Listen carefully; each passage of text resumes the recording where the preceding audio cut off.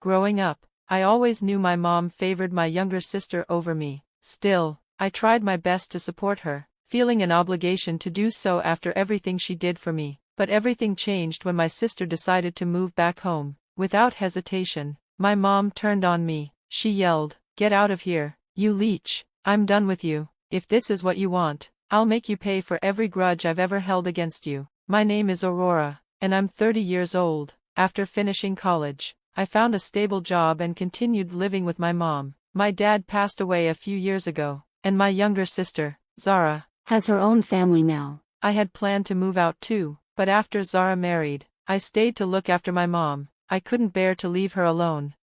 Looking back, it's obvious that my mom always preferred Zara. The two of us were polar opposites. Zara is stunning, fashionable, and has an undeniable charm, though her personality can be less than pleasant. Still, she hides it behind a flawless appearance, and the world falls for her. I, on the other hand, am serious and straightforward, and it seemed like that was never enough to win my mom's approval.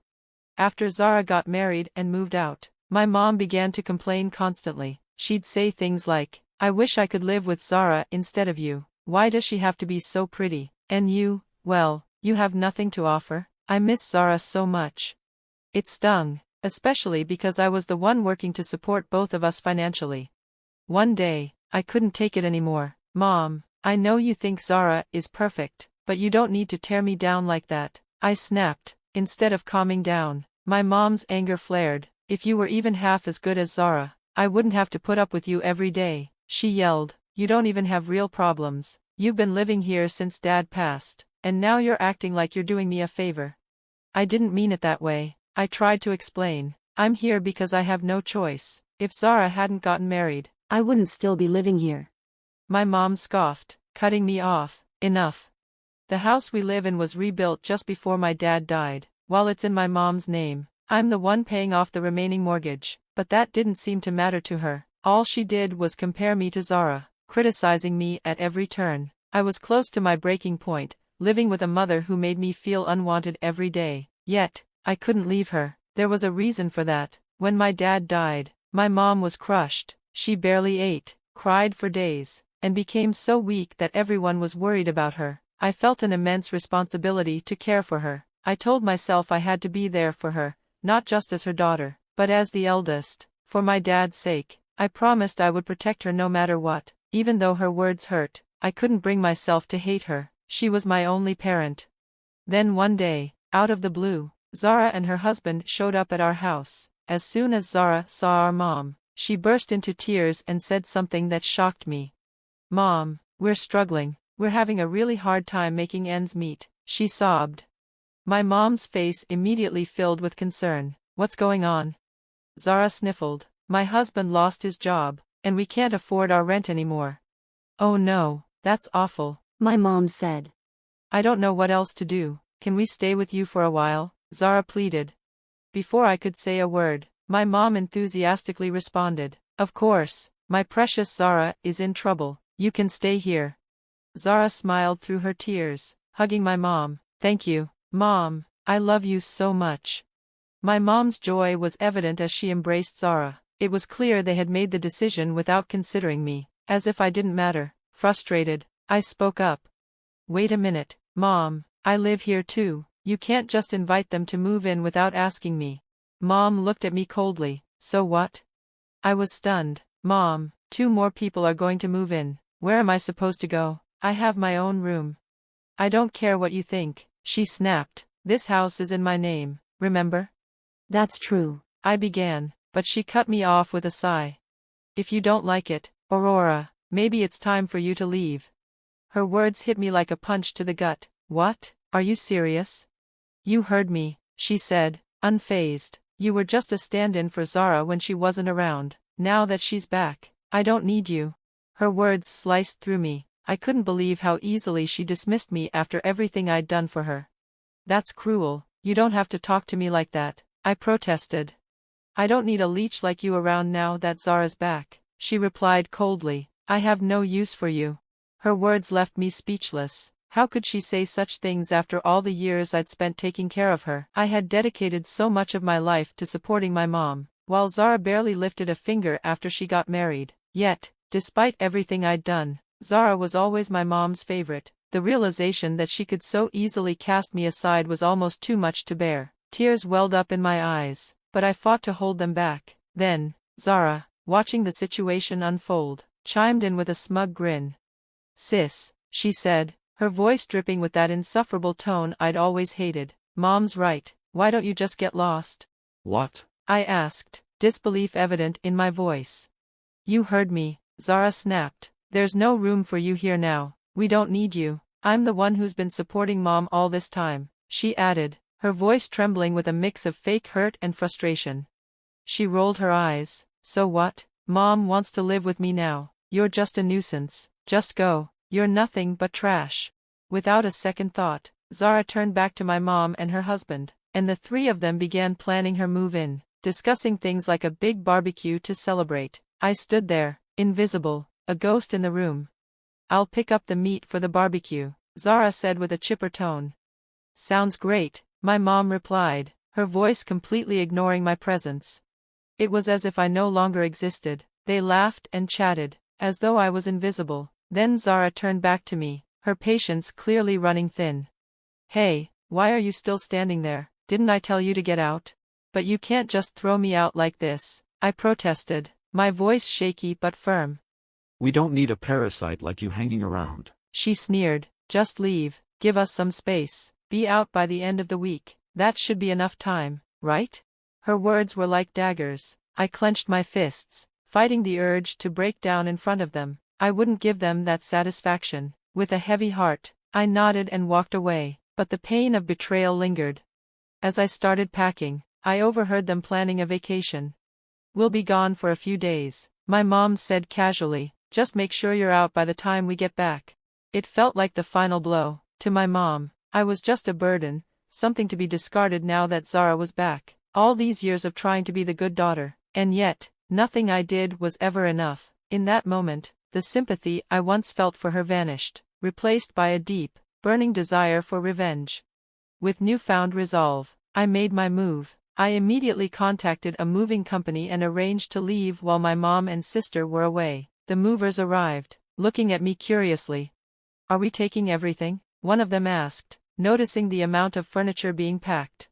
"Yes, everything," I replied with a smile, the weight of my decision feeling oddly liberating. I was leaving. I had secured a spot in company housing, something I'd been offered before but had turned down out of loyalty to my mom. Now, it felt like the perfect escape. The paperwork was quick, and within a short time, I was settling into my new, spacious apartment, far from the toxic environment I had endured for so long. The new place was better than I had imagined, clean, bright, and peaceful. As I settled in, I checked my phone and saw several missed calls from both my mom and Zara. I wasn't surprised. I knew they'd be furious once they returned. Their voicemails were full of angry demands. "Get back here right now," the messages screamed. I had expected this, but the sheer volume of their calls was staggering. I knew if I ignored them, they might show up at my work, so I decided to confront them after my shift. When I arrived at the house, both my mom and sister were waiting for me, their faces twisted with anger. The moment I stepped inside, my mom screamed, "What happened? Why is the house empty? You even took my favorite fridge and toaster." Zara added her voice, shrill with rage. "Where did everything go?" I stood there calmly, watching them rant. "I took it to my new place," I said, my voice steady. "You can't just take things without permission. Bring it all back now," Zara screamed, her face flushed with fury. "Why should I?" I asked, unbothered. "What do you mean, why?" she yelled. "All that stuff belongs to Mom." I couldn't help but laugh. "What's so funny?" Zara snapped, her voice laced with irritation. "I'm sorry," I said, shaking my head. "You must be mistaken." Zara narrowed her eyes. "What do you mean?" "Everything in this house, every piece of furniture, every appliance, I paid for with my own money." Her face fell. "That's not possible. All of this was here from the beginning." I crossed my arms. "No, it wasn't. I bought everything. Since I'm moving out, I'm taking what's mine." Zara stood there, mouth agape, stunned into silence. But I wasn't done. "And by the way, the bank account you're talking about, that was mine too." Zara's eyes widened in shock. "You emptied the account? How could you?" "Simple," I replied. It was my money, why wouldn't I take it all? I could see Zara's face turn a deep shade of red as her anger boiled over. She stormed toward me, shouting, "Don't mess with me." She was practically in my face now, her voice shrill. "Give back the money. That big book should have had Dad's insurance money in it."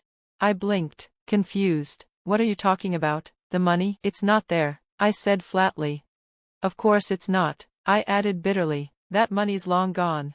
"No way," my sister insisted. "The last time I came over, there was a lot of money in that account.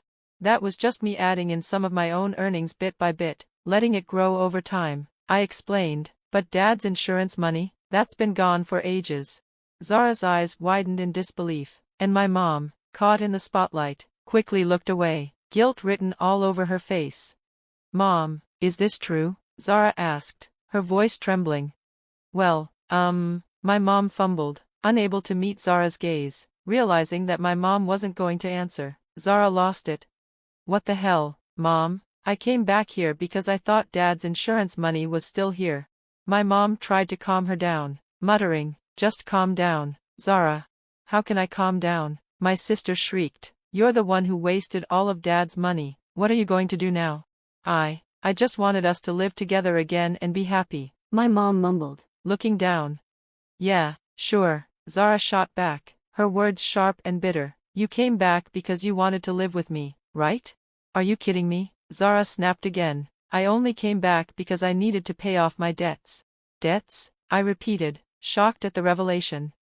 And then, the truth spilled out. My sister and her husband had dug themselves into a massive hole with gambling. They owed a fortune, and they hadn't come back for love or family. They'd returned to grab whatever was left of Dad's insurance money to clear their debts. Worse, they'd gambled even more, trying desperately to pay it off, only to sink further. To make matters worse, her husband had lost his job due to corporate downsizing, leaving them with no income and no backup. It was only then that my mom seemed to realize how badly she had been used. She had forced me out to make room for Zara, not knowing they were exploiting her. Her poor judgment had led to this mess.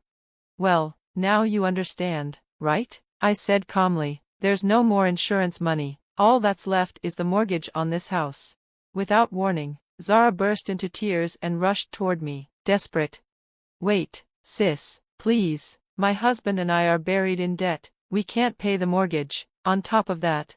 I cut her off, my tone cold. "That's not my problem. You wanted me out, remember? Now, figure it out yourselves." I let out a short, bitter laugh. "Oh, I didn't know you had fallen this far. Besides, Mom always wanted to live with you, didn't she?" "No, please, don't leave," Zara pleaded, her desperation growing. "Yes, Aurora, stay," my mom added softly, her tone now full of regret. "We'll make it work, I promise." I shook my head, Turning away. "I've supported you, Mom, in this house, my entire life. I even paid for the mortgage, yet you threw me out the moment Zara showed up. You called me a parasite, and now you want me to stay and help? You must be joking." I looked at Zara with disdain. "Zara isn't a cute little sister," I said coldly. "She's a leech, a human parasite, and I'm done with this mess." Turning to leave, I let my final words hang in the air. "You two will have to live with the debt yourselves. I'll never come back to this house again." As I walked out, I could still hear my mom and Zara calling after me, but I didn't stop. They clung to me until the very end, but I had no reason to listen anymore. I was done.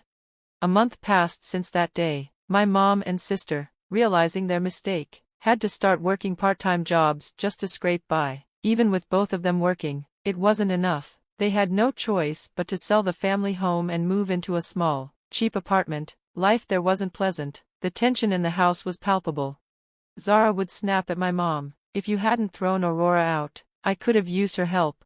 And my mom would retort bitterly, "I did it to make space for you too. You said you wanted to live with me, but all you cared about was the money."